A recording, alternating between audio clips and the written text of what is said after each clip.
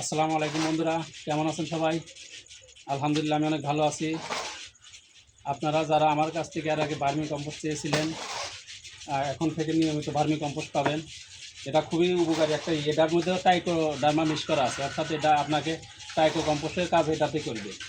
কারণটা হচ্ছে টাইকো কম্পোস্ট গাছের জন্য অনেক উপকার, আর সেটা এই ভার্মি কম্পোস্টের ভিতর দেওয়া আছে।